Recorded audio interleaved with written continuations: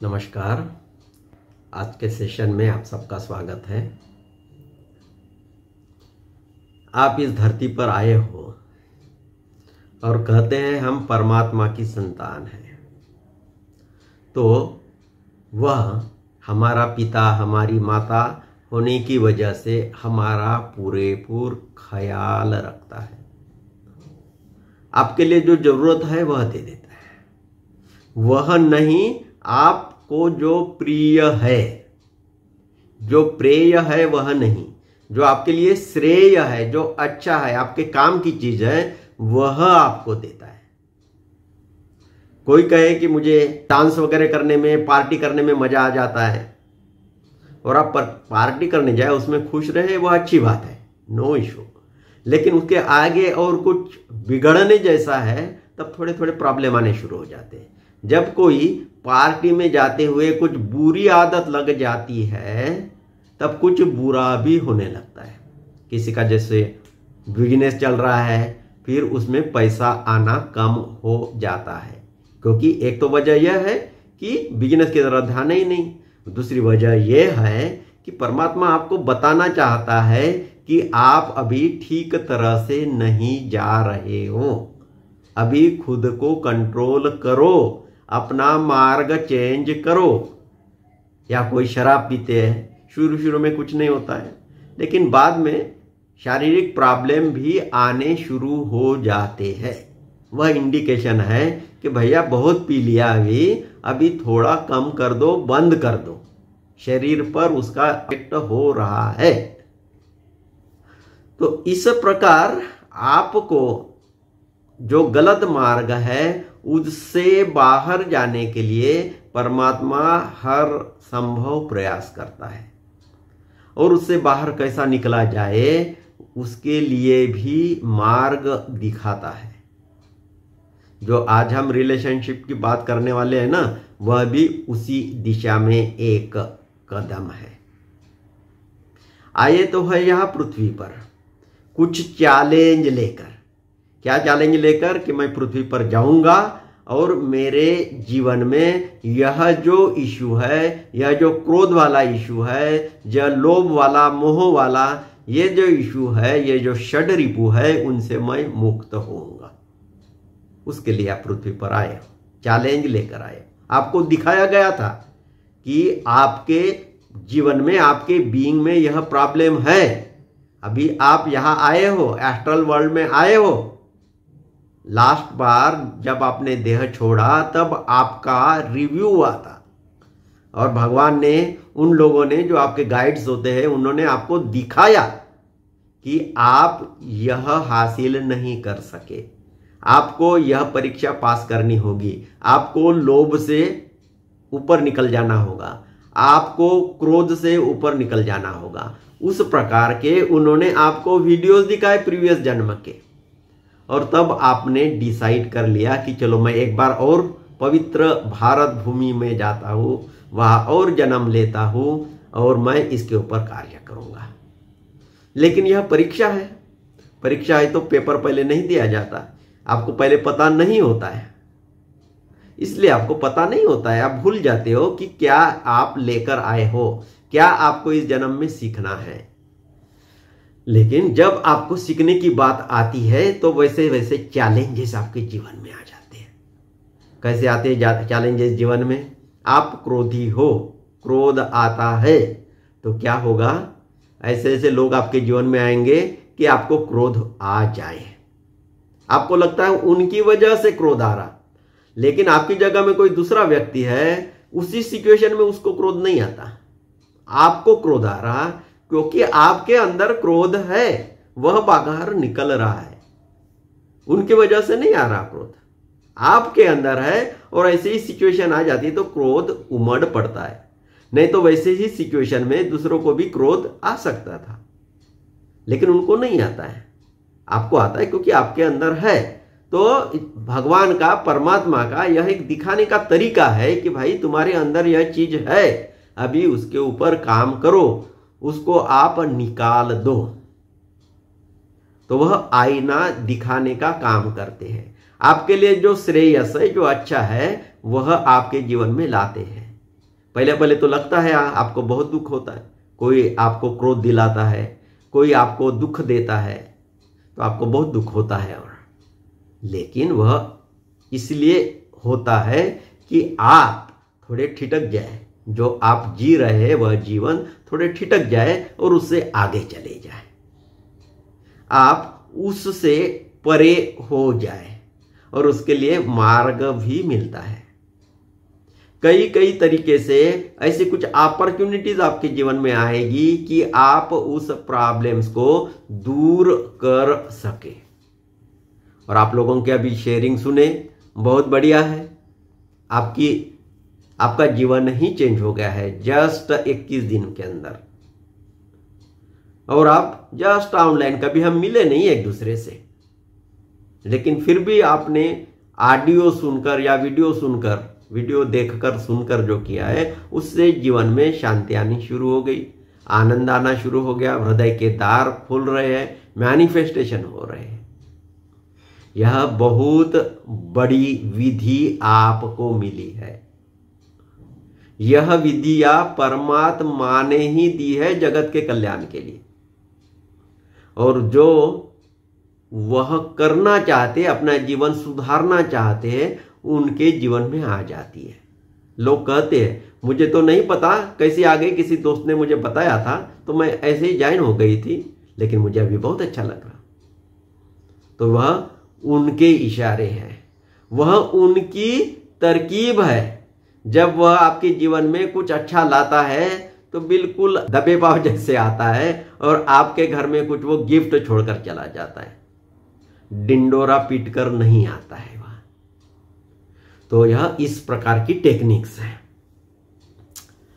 ऐसे ही हमें आध्यात्म के मार्ग पर अभी चलना है, तो अभी क्या करना होता है, हमारे रिलेशनशिप्स भी अच्छे होने चाहिए। क्यों अच्छे होने चाहिए? क्योंकि वह अच्छा न हो तो हम खुश नहीं रहेंगे, हमेशा दुखी रहेंगे, टेंशन में रहेंगे, स्ट्रेस में रहेंगे। उसने मेरा अपमान किया, मुझे यह शब्द कहे, आप वही सोचते रहोगे। जिस समय आपने खुश रहना है, उसकी याद में रहना है, तब आप किस चीज से भर जाते हैं? दुख से भर जाते हैं, स्ट्रेस से भर जाते हैं, अपमान से भर जाते हैं। तो इसलिए यह रिलेशनशिप्स आपके ठीक होने चाहिए। नहीं होंगे तो क्या होगा? यह प्रॉब्लम होगा। और बार बार वैसा ही आप करोगे, उसी ऊर्जा में रहोगे, तो आपके जीवन की पूरी खुशी निकल जाएगी। आपके जीवन में जो कुछ अबंडेंस आना है, आनंद आना है, कुछ जीवन में और खुशी आनी है, वह निकल जाती है। स्ट्रेस और टेंशन से आपका जीवन भर जाता है, और बाद में उसका इफेक्ट आपके शरीर पर भी होता है, हेल्थ इश्यूज भी आ जाते हैं। रिलेशनशिप ठीक न हो, उसके वजह से हेल्थ इश्यूज भी आ जाते हैं, क्योंकि आपका मन और आपका शरीर अलग नहीं है। मन और शरीर एक ही है, ये अलग अलग तल पर जीते हैं, अलग अलग तल पर है। जैसा पानी, बर्फ और भाप, वेपर, यह एक ही के रूप है, पानी के ही अलग अलग रूप है। वैसे ही आपका जो शरीर है और आपका जो मन है वह अलग अलग नहीं है। आप बहुत दुखी रहोगे तो शरीर पर प्रॉब्लम होगा, और शरीर में वेदनाएं हैं तो आपका मन भी दुखी होगा। इस प्रकार आपका मन और शरीर एक दूसरे से जुड़े हो जाते हैं। और घर में ऐसे रिलेशनशिप्स के इश्यूज है, हस्बैंड वाइफ लड़ रहे हैं, सास और बहू में झगड़ा हो रहा है, तो छोटे छोटे बच्चे देखते रहते हैं घर में, जाएंगे कहाँ? दोनों एक दूसरे के ऊपर आवाज चढ़ा रहे हैं, आर्गुमेंट्स हो रही है, और बच्चे सहम जाते हैं, डर जाते हैं। और इस प्रकार का डर उनके उस कम उम्र में उनके शरीर में आ जाता है, मन में आ जाता है। और जब तक बच्चा 7 साल का है, 7 इयर्स का है, तब तक वह स्पॉन्ज जैसा होता है, थीटा लेवल में रहता है। आप जो कहोगे, जो करोगे, जो बताओगे, वह उसके लिए सत्य है, वह खींच लेता है। और यह 7 साल में वह जो कमाता है, जो समझता है, वही पूरी जिंदगी भर उसके साथ रहता है। तो रिलेशनशिप्स के इश्यूज रहे, प्रॉब्लम्स रहे, तो बच्चों के ऊपर भी बहुत गहरा असर छोड़ जाते हैं। बच्चे सदमे में आ जाते हैं, और बच्चे ने तो यही देख लिया है, तो अभी बड़ा होकर वह भी क्या करेगा? एज ए हस्बैंड क्या करना है वह वैसा करेगा, एज ए वाइफ क्या करना है वह बच्चे वैसे करेगी, क्योंकि मम्मी से वह उसने वैसा ही देखा है। तो जनरली माँ बाप के जो प्रॉब्लम्स होते हैं वह बच्चों के जीवन में भी होते हैं। वह वही से तो सीखेंगे। हस्बैंड और वाइफ ने किस प्रकार से एक दूसरे से बर्ताव करना है वह कहां से सीखेंगे? ना स्कूल में सिखाया जाता है, ना समाज में सिखाया जाता है। कहां सीखेंगे? अपने घर में ही तो देखकर सीखेंगे। और घर का वातावरण जहां तक हो, 80% घरों में बिल्कुल खराब रहता है। हस्बैंड वाइफ दोनों एक दूसरे के ऊपर चिढ़ते चिल्लाते रहते हैं। आज हमने मांगा ना आप लोगों से, क्या किसके जीवन में कुछ रिलेशनशिप्स के इशू है? बहुत सारे लोगों ने शेयर किया। और ऐसे जीवन में इश्यूज हो सकते हैं आपके बचपन के इश्यूज से, आपके माँ और पिताजी की वजह से आपके जीवन में आए हो। और दूसरा यह भी हो सकता है पास्ट लाइफ के भी वह इश्यूज हो सकते हैं। लेकिन आज हम यह प्रोसेस करने जा रहे हैं, इससे आपने अपने जीवन के उन इश्यूज को निकाल देना होगा। हम टेक्निक भी बताएंगे, करके भी दिखाएंगे। स्त्री और पुरुष में बहुत भेद है। दिखने में भी पुरुष के इसमें मुंह में या बीच में ही बाल आ जाते हैं, स्त्री के शरीर में नहीं आते वैसे बाल, इसलिए चेहरे पर वैसे बाल नहीं आते, मूंछ नहीं आती है। और स्त्री के शरीर पर, उसके फेस पर ऐसे बाल आए तो अच्छा नहीं समझा जाता है। और इसलिए लोग भी कहते हैं स्त्री सुंदर है क्योंकि उसमें मूंछ नहीं है। इसलिए कई लोग मूंछ भी काट देते हैं ना, डेली डेली अपना ब्लेड लगा लगा कर काट देते हैं मूंछ। दाढ़ी भी निकालते, मैंने दाढ़ी निकाल दी है, मूंछ रखी है। तो दोनों में भेद है, सिर्फ मूंछ और दाढ़ी का ही भेद नहीं है, बहुत बड़ा भेद है।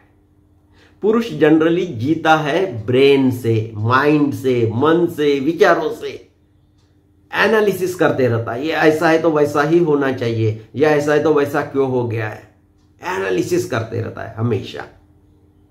और स्त्री हृदय से जीती है, वो एनालिसिस नहीं करती, उसको तुरंत पता चल जाता है क्या है, क्योंकि हृदय से वह जीती है। पुरुष बहुत सोचेगा, समझेगा, पुराने जमाने में ये हुआ था, 10 साल पहले ये हुआ था, तो अभी इस प्रकार से होगा ऐसा वह गणित बिठाता है। स्त्री का वैसा नहीं है, कोई चीज होनी है ना तो उसको तुरंत समझ में आ जाता है, वह हृदय से जीती है। और इसलिए स्त्री और पुरुषों में बहुत प्रॉब्लम्स होते हैं। पुरुष कुछ बताता रहता है, स्त्री उसे समझ नहीं पाती, या उसका इंटरेस्ट भी उसमें नहीं होता है। फिर पुरुष को लगता है ये मुझ में इंटरेस्ट नहीं ले रही, आप में इंटरेस्ट ले रही लेकिन आपकी बातों में इंटरेस्ट नहीं ले रही। आप फुटबॉल की मैच देखना चाहते हैं, आप क्रिकेट की मैच देखना चाहते हैं और उनको भी दिखाना चाहते हैं, उनका उसमें बिल्कुल इंटरेस्ट नहीं है। उनका इंटरेस्ट है सास बहू की सीरियल चले तो उसका इंटरेस्ट है। आपको सास बहू की सीरियल बहुत घटिया लगती है, अच्छा नहीं लगती, आप नहीं देख पाते।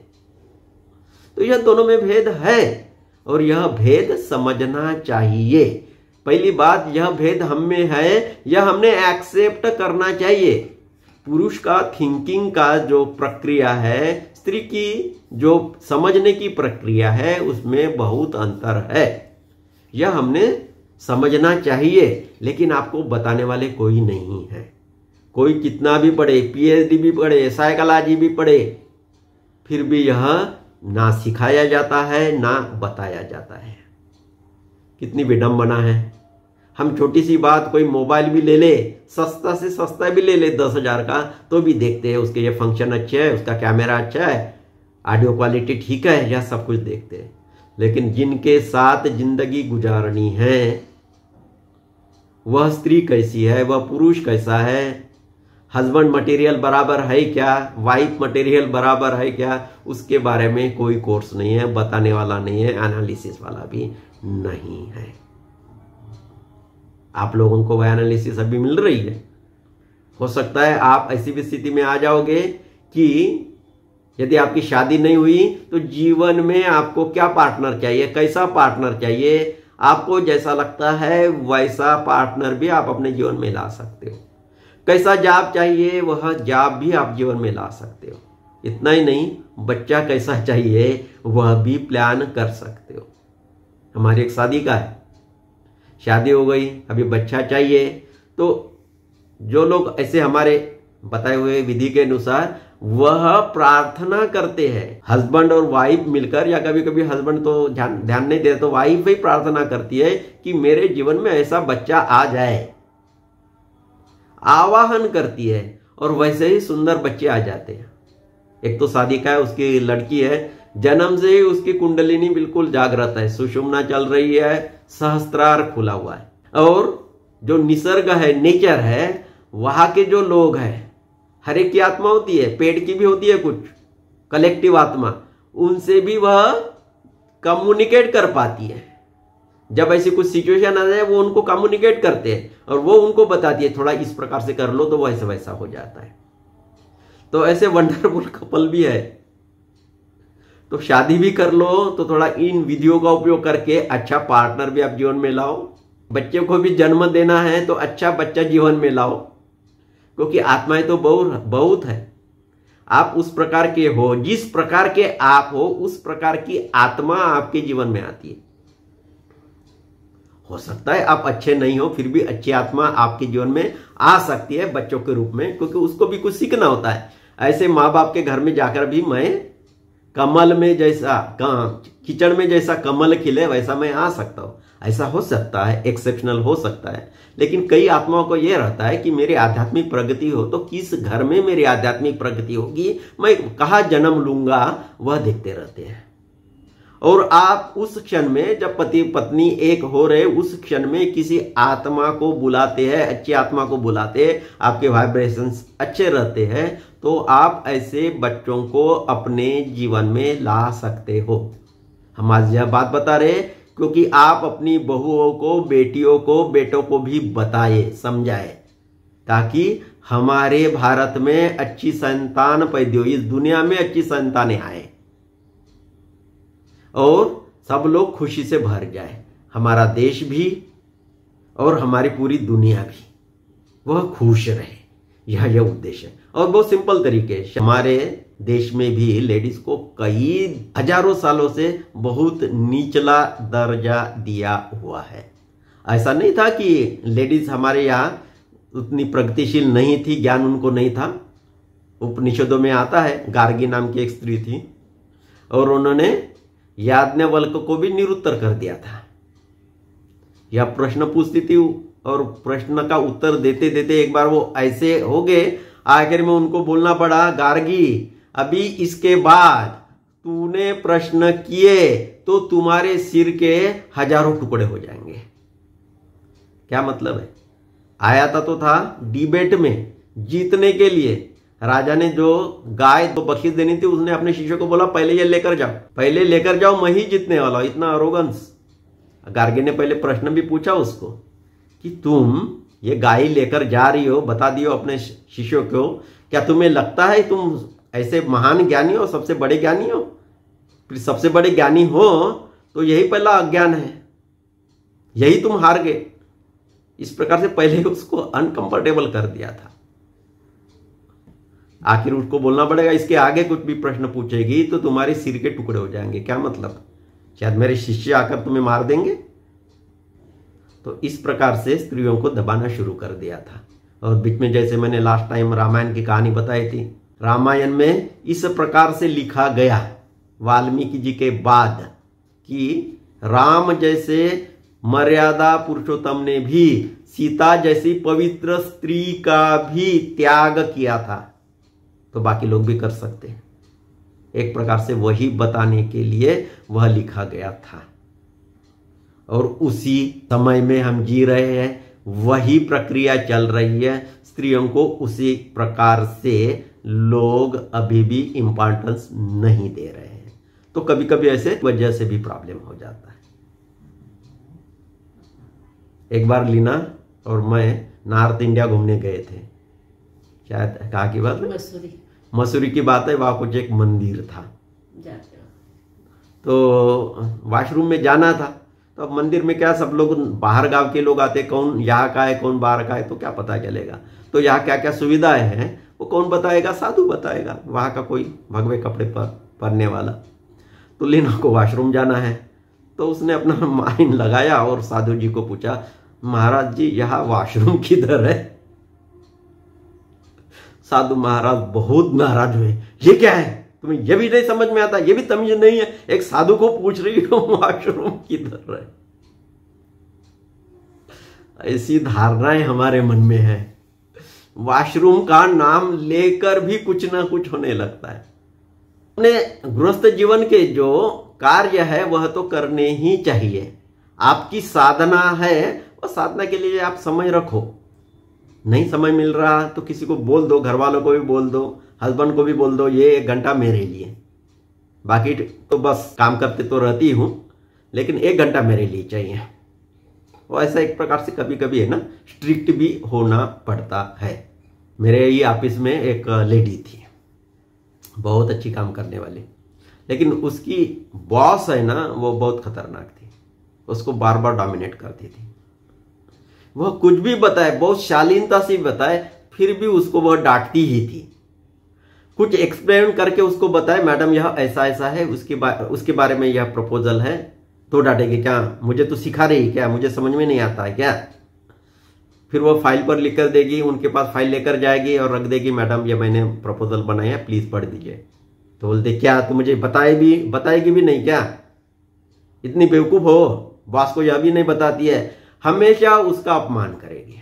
वह बहुत परेशान थी। एक बार मेरे पास आई, अरे मेरी बॉस है, मुझे ऐसी बोलती, क्या करूं मैं। तो मैंने बोला कि आप शायद बहुत ही साइलेंट हो, और उसका यह है कि किसी के ऊपर हम डोमिनेट करें। किसी को लगता है ना किसी के ऊपर डोमिनेट करें तो अच्छा लगता है, तो उसको वैसा कुछ होगा। तो कभी कभी थोड़ा उसको बहुत शालीनता से लेकिन फर्मली बताइए कि मैं इस प्रकार से बात करती हूँ तो आप बुरा मान जाती है, मैं उस प्रकार से बात करती हूँ तो भी आप बुरा मान जाती है, तो ठीक है मैं भी आपसे बात नहीं करूंगी, मैं सिर्फ फाइल भेजते जाऊंगी, आप क्या करना है कर लो। उसके कुछ 1 हफ्ता बाद मेरे पास आए, वो बोलते अभी है ना मेरी मैडम मुझसे बहुत अच्छी बात करती।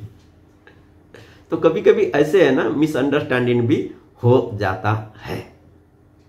ओके, लेडीज लोगों का एक दूसरा प्रॉब्लम क्या होता है, जब शादी हो जाती है तब पति के साथ अपने भाई का और पिताजी का बहुत गुणगान करती है। मेरे भाई इतने अच्छे हैं, मेरे पिता इतने अच्छे हैं। एक आध बार पिता का तो हस्बैंड है ना समझ जाएगा, लेकिन भाई है ना एक सेम के और उम्र के होते हैं। जेंट्स को है ना ये बिल्कुल पसंद नहीं होता है कि वो रहते समय उसकी बीबी किसी दूसरे के बारे में बताए या अच्छा बताए, पार्टिकुलरली बेकार बताए तो सुन लेगा वो, लेकिन अच्छा बताते तो वो नहीं सुन लेगा। तब उसको भी बहुत बेकार लगता है कि आपने भाई के बारे में बताती है, भाई के बारे में बताती है। अभी बीबी का उसके पीछे क्या रीजन होता है पता नहीं, शायद मेरे भाई जैसा या बिहेव करे, क्वालिटीज की वजह से बोल रहा, स्वभाव का वैसा ये बिहेव करे, ये उसकी इच्छा रहती है। भाई यानी हम लोग कितने तुमसे बड़े हैं यह बताना चाहती है, आई डोंट नो, लेकिन लेडीज लोग यह बता देना वो बहुत बेकार होता है जेंट्स के लिए। उसको तो लगता है बस दुनिया में मैं ही एक अकेला हूं, क्योंकि उसके भी संस्कार वैसे ही बने हुए हैं। तो ऐसे प्रॉब्लम हो जाते हैं। तो शुरू में ऐसे ही टाल देना चाहिए। बाद में क्या होता है, जैसा ही उसको चांस मिलता है, कोई छोटी सी गलती उसके भाई के रही, पिताजी करेगी, फिर वो फुल फ्लेज में आ जाता है, और सपोज 2 है तो वो उसके 10 कर लेता है, और ज्यादा और गलतियां निकाल देना शुरू करता है। अभी बीबी को तो बिल्कुल अच्छा नहीं लगेगा, उसके भाई के बारे में, पिताजी के बारे में कोई ऐसा कहे, वो भी अपनी आवाज चढ़ा देती है। फिर पूरे खानदान का, दोनों तरफ के खानदान का उद्धार हो जाता है, महाभारत हो जाता है। तो ऐसी यह घटनाएं घटती है घरों घरों की यही कहानी है। तुम्हारे माँ ने ऐसा कहा था, तुम्हारे पिताजी ने, तुम्हारे भाई ने ऐसा कहा था, बस यही है। बहुत बार हमें लगता है कि यह फैमिली बहुत अच्छी है, आपस में कितने अच्छे रहते हैं, पार्टी में कैसे एक दूसरे के साथ ऐसे सज धज कर आते हैं, मैचिंग कपड़े पहनते हैं। लेकिन कभी कभी पता चलता है फिर बाद में, जैसे आज ही कुछ प्रश्न है उससे मैं बोल रहा हूं कि एक दूसरे के प्रति बहुत नाराज होते हैं। तो ऐसी बातें होते रहती है। आज हम लोग यही प्रोसेस करने जा रहे हैं। कुछ आप लोगों ने शेयर किया है, उसका थोड़ा एनालिसिस करेंगे और उसको निकाल भी देंगे। बस एक बात ध्यान में रख लीजिए, आपके जीवन में कोई भी दुख आ रहा, कोई भी दुख आ रहा है, आपका हस्बैंड ठीक नहीं है, आपकी बीवी ठीक नहीं है, किसी के साथ आपकी बनती नहीं है, तो उससे आपको सीखना है। आपको सीखना है, उन्होंने नहीं। वह कितना भी बेकार है तो भी आपको सीखना है। आपके जीवन में वह आया ही इसलिए है कि आप सीखे। आपको वह आईना दिखा रहा है कि आपके जीवन में यह दुख है। मैं थोड़ी सी एक बटन दबाऊं आपकी, थोड़ा आपके भाई के बारे में कुछ कह दूं, आप एकदम सीधा शुरू कर देती हो, यानी गाली बकने शुरू कर देती हो। तो आपके अंदर ऐसा कुछ बटन है, भाई के बारे में थोड़ा अपशब्द कहो, आपका माइंड मैं बिल्कुल चेंज कर सकता हूं।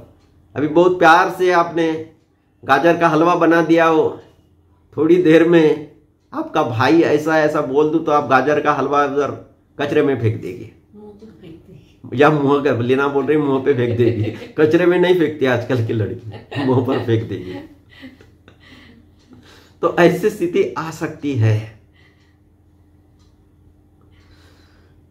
होनी चाहिए। वह आपको आईना दिखा रहे हैं कि आपके अंदर यह है, आपको इसे सुधारना है।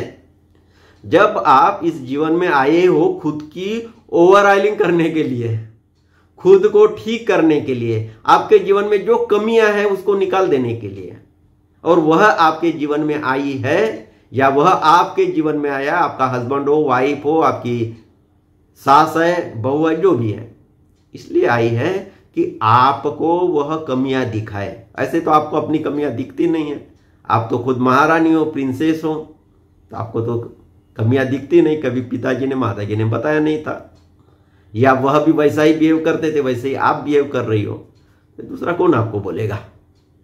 तो इसलिए वह सास या बहू, वह फिर आपको आईना दिखाते हैं कि आपके अंदर यह है। तो आपने जब वह लोग इस प्रकार से बर्ताव करते हैं, आपकी गलतियां निकाल देते हैं, आपको बहुत बेकार लगता है, उसका मतलब है आपके अंदर वह चीज पड़ी हुई है, उसको निकाल देनी है। गलती आपके अंदर है, उसके प्रति धन्यवाद भाव से भर जाओ कि आपने यह बता दिया तो मैं उस दुख से दूर हो जाऊं। आपने मुझे बता दिया कि मेरा स्वभाव ठीक नहीं है, मैं ज्यादा गुस्सेल हूं, तो मैं मेरे तरफ ध्यान देना चाहिए कि यस, मुझे गुस्सा आता है तो दे दो, फिर मैं इस गुस्से से कैसे मुक्त हो जाऊं वह करना है। और वो तो आपके लिए इतना चुटकी भर का काम है। आपके पास ऐसी कुंजी है कि किसी भी चीज को आपके जीवन से यूं आराम से आप निकल देते, एक उंगली ऐसा घुमाओ और निकाल दो, थीटा मिटाकर आप बहुत आसानी से कर सकते। कहने का मतलब, जो भी आपको दुख देता है, ऐसा आपको लगता है ना, वह एक ड्रामा कर रहा है। आपके ड्रामा में वह विलन का पार्ट कर रहा है, और विलन ही नहीं हो तो ड्रामा में मतलब क्या है, पिक्चर में मतलब क्या है, पिक्चर कोई देखने नहीं जाता।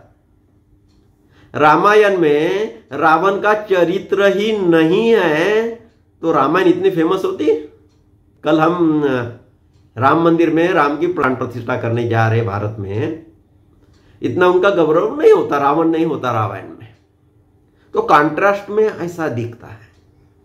तो कोई आपको गुस्सा दिला रहा है, कोई आपकी गलतियां निकाल रहा है, तो पहले ठिठक जाना। मुझे दुख हो रहा है तो ठिठक जाना, हाँ मुझे दुख हो रहा है, इसका मतलब कुछ है मेरे अंदर पड़ा हुआ, उसको मैंने निकाल देना है। तो वह क्या है? और निकालने की विधि तो बहुत ही अच्छी है। बाकी किसी के पास ये विधि नहीं है, आपके पास बहुत ही इजीली वह अवेलेबल है। हमारे महाराष्ट्र में एक संत हुए थे, उनका नाम था संत तुकाराम। शिवाजी महाराज के भी गुरु समझे जाते हैं। एक तो रामदास को गुरु बताते हैं, इनसे भी शिवाजी महाराज मिले थे और वह कहते थे निंदकाचे घर असावे शेजारी, यानी जो हमारी निंदा करता है, हमारे बारे में गलत शब्द बोलता है, वैसा आदमी हमारे घर के पास होना चाहिए, ताकि हमारी कमियां वह हमें दिखा सके। लेकिन आज शेजार है ही कहा, पड़ोसी है ही कहा। पड़ोसी नाम की अभी संस्था रही नहीं। हर एक अपने अपने घर में रहता है। पड़ोसियों को आपसे कुछ लेना देना नहीं होता है, आपको भी उस पड़ोसी से कुछ लेना देना नहीं होता है। हम भी यहाँ अपार्टमेंट में रह रहे हैं, यदि भी 3 साल से ज्यादा हो गया, किसी से हमारी कुछ खास पहचान नहीं है, तो पड़ोसी नाम की संस्था नहीं रही अभी। फिर ऐसा निंदक कहां से आएगा? आपकी निंदा कोई नहीं करेगा। आप अच्छे है बुरे है उसको पता ही नहीं, आप जहां रहते हो नहीं रहते हो पता ही नहीं आज के जमाने में, तो आपकी निंदा करेगा कौन? आपको आईना कौन दिखाएगा? तो वह है महान व्यक्ति जो आपको आईना दिखाते, आपकी गलतियां दिखाते हैं। उसी को कहते हैं हस्बैंड, उसी को कहते हैं वाइफ, उसी को कहते हैं सासू मां, उसी को कहते हैं बहू। ओके, तो उनको प्रणाम करना कि भाई तुम्हारी वजह से मुझे यह पता चला मुझ में गलतियां है, तुम मुझे दिखा रही हो, तो बहुत बहुत धन्यवाद। और जब आपके अंदर से कोई रिएक्शन ना आए, आप जब यह समझ जाते हैं ना कि यह ऐसी गाली बोल रही, गलत शब्द मेरे लिए बोल रही, और मेरे अंदर से जब उसके प्रति रिएक्शन हो रहा ना, तब मेरे अंदर वो पड़ी है चीज, तो मुझे वह निकाल देनी है। और ऐसी स्थिति में आप अभी आ जाओगे, उसके बाद जब निकाल दोगे तब आपके अंदर से कोई प्रतिक्रिया नहीं रहेगी, तब आप पहुंच गए, उस प्रॉब्लम से आप मुक्त हो गए। हो सकता है और दूसरा प्रॉब्लम आ जाए, 10वीं की परीक्षा पास कर ली, अभी 12वीं की परीक्षा देनी पड़ेगी, वो डिफरेंट इशू, लेकिन आप तब उससे मुक्त हो जाए। तो बेस्ट वे है कि किसी को रिएक्शन में कुछ नहीं करना है। उसने आरे किया, आपने तुरे किया और ऐसा हो गया, तो वो ठीक नहीं है। एगो को बहुत अच्छा लगता है, उसने मुझे ना एक शब्द बुलाया था, मैंने उसमें 10 सुना दिया, उसने एक चाटा मारा, मैंने 10 मार दिए। नहीं, आपके एगो को बहुत सेटिस्फैक्शन होता है, लेकिन उसने एक चाटा भी मारा, एक गाली दी, और आप चुपचाप रहे, हंसते रहे, कुछ ध्यान ही नहीं दिया, तो उसके ऊपर इतना चाटा पड़ता है ना, वो जिंदगी भर नहीं भूलेगा। किसी ने आपको कुछ गलत कहा और आपने उसके ऊपर रिएक्शन ही नहीं दिया, सुनकर भी, तो वह रात को जाकर सो भी नहीं सकेगा। थोड़ा खुशी जो उसको मिलती है जब आप, उसने कुछ बोला और आपने भी कुछ बोला, लेकिन आप रिएक्शन नहीं करते हैं, तब बहुत बेकार होता है। तो इस प्रकार जीवन में जीना है। हाँ, कुछ लोगों ने आज शेयरिंग भी की, बहुत अच्छी शेयरिंग की है, बहुत बोल्ड शेयरिंग है और होनी चाहिए। जनरली हम लोग क्या है ना, ऊपर ऊपर अलग प्रकार से जीते हैं, अंदर से कुछ अलग प्रकार से जीते हैं। कहते हैं हम बहुत धार्मिक लोग हैं जी, भगवान का नाम लेकर जीते हैं, और अंदर इतना कचरा पड़ा रहता है। कई बार तो भगवान का नाम ही इसलिए लेते हैं कि बहुत दुख में है, इसलिए लेते हैं। शायद सुख में रहते तो भगवान का नाम ही नहीं लेते, और इसलिए भगवान भी इतना दयालु है, तुम्हारे जीवन में दुख लाता है कि चलो यहां से थोड़ा निकलो, तो वह भी बहुत जरूरी होता है, वह दिखा देता है। तो ये दुख आएंगे, उससे हमें पार जाना है। मुझे रियली बहुत खुशी है, 2-3 लेडीज ने आज शेयर किया है कि मेरे हस्बैंड के साथ उस रिलेशन में अच्छा नहीं लगता है। एक ने तो ये भी शेयर किया है कि मेरे हस्बैंड कहते हैं मुझे आपसे खुशी नहीं मिलती, मैं तुम्हें डाइवोर्स दे दूंगा, मुझे तुमसे खुशी नहीं मिलती। इस प्रकार की शेयरिंग करना बड़ी हिम्मत की बात होती है, बहुत हिम्मत लगती है इसके लिए। और जो कोई ऐसी हिम्मत करता है ना, ऐसी चीजों के बाहर उगाड़ देता है ना, तो आधी लड़ाई उन्होंने जीत ली, वो वैसा ही निकल जाता है। क्योंकि आपने जो कोठरी में, काल कोठरी में उसको लेकर रखा था, उस विचार को, उसको आपने थोड़ा बाहर निकाल दिया। अभी वो दिखने लगा है, पहले तो ऐसा छुपा था, कोठरी में था, ताले में था, आज उसको निकाल दिया है तो उसको आराम से निकाला जा सकता है, बाहर फेंका जा सकता है। मैं ये 2-3 लेडीज को रियली उनको सैल्यूट करता हूं कि इतनी उनमें हिम्मत है, इतनी हिम्मत है तो वह आगे भी उसको बहुत आसानी से निकाल सकते हैं। आप हंसना नहीं उनके लिए। ओके, तो टॉक यही खत्म करते हैं। कुछ कहना है आप लोगों को या लीना को तो ठीक है, नहीं तो एक एक लोगों का थोड़ा हम आज डिस्कस करेंगे और उससे कैसे मुक्त हो जाए वो करेंगे। ओके, कुछ टेक्निक मैं भी करूंगा, कुछ आप लोगों को भी बताऊंगा। सैक्रेड सर्कल द्वारा हर रविवार को शाम 4 से 6 बजे ध्यान और हीलिंग का कार्यक्रम होता है। यह कार्यक्रम बिल्कुल निःशुल्क होते हैं, क्योंकि हमारा उद्देश्य है कि ज़्यादा से ज़्यादा लोगों तक यह ज्ञान पहुँचे और वह खुद को और अपने रिश्तेदार और मित्रों को हील कर सके, उनके जीवन में आनंद ला सके। और इसलिए यह कार्यक्रम पूर्णतः फ्री होते हैं। यदि आप भी ध्यान, हीलिंग और स्पिरिचुअल डेवलपमेंट चाहते हो तो हमारे इस YouTube चैनल को सब्सक्राइब करें। और हाँ, हमारे साथ जुड़ने के लिए डिटेल्स नीचे डिस्क्रिप्शन में दिए हुए हैं। धन्यवाद।